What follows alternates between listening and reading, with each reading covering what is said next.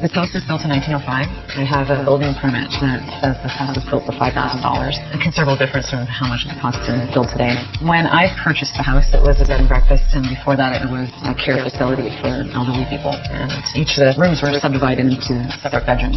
And then I opened it up and put in a lot of structural beams and braced the place to be able to have these wide open spaces. One of the biggest challenges of the house was to take what it was, respect that, and also fuse it with my natural design inclination, which is to be more modern. So that was where the big challenge came in, was to fuse both of them together. I knew the kitchen had to be modern, and I knew that I wanted it to be uncluttered. This particular kitchen is by Bob Cucina's logi-type kitchen. Just as I saw it, I knew that it was special. It was looking at storage a different way that I had never seen before as a designer. This is actually a glass and aluminum kitchen, so with folding away and being able to close all the interior spaces, I just knew that this was a really special kitchen. The island is actually made from American chestnut that was reclaimed from wood joists salvaged from an industrial building down by Cherry Beach. It has a lot of pitted green marks. You could see some nail marks in it, so I definitely wanted to contrast the sleek materials with a kind of rustic texture to it. I have a very active lifestyle that I find that this kitchen actually lends really well to that, because I can put things away and close the doors and it sort of fades away, and I can exist in a kitchen without it being a kitchen in a way.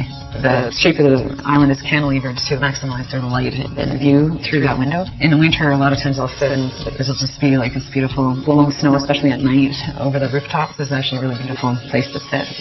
The chimneys were completely rebuilt, and I had an opportunity to open up the chimney as wide as I could. So when my mason said, how wide would you want the opening, I said, how wide could you make it? I definitely wanted to connect these two fireplaces. Decided to recreate it so it kind of connects this sort of a larger fireplace in the living room and a smaller one in the dining room, but I feel that they play well together. And even though the mantels aren't exact replicas, they definitely tie in together. The division between the living room and the office was a bit of a challenge, and this was actually a really challenging piece of millwork, so I sought out a very talented millworker. I knew that not any millworker could handle this. Hidden in here, there was really not that much room for a TV, so it kind of dictated the size of the TV, which is relatively small. But I didn't want the TV to be a focal point of the living room. I like to have everything hidden away. I do have my own side practice doing design and architecture, so I use this office to do my work there. I really like how it turned out with the dark paint, because I find it a very focused place to work. And the dark paint does absorb a lot of light, but I think that's great for working on computer screens, and it just focuses me. And the millwork that I designed in that space, I find very conducive to work, and there's lots of storage. I can have a place for everything.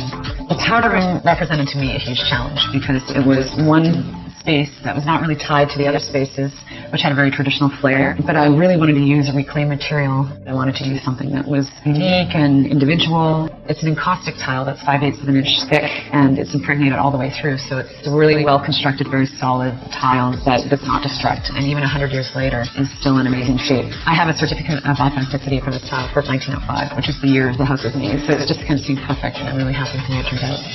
Designers are their own worst critics. It can always be better, but in the end, it's a space that flows well together. I have people come over and they love it, and it's always going to be something in my portfolio that I'll be proud of.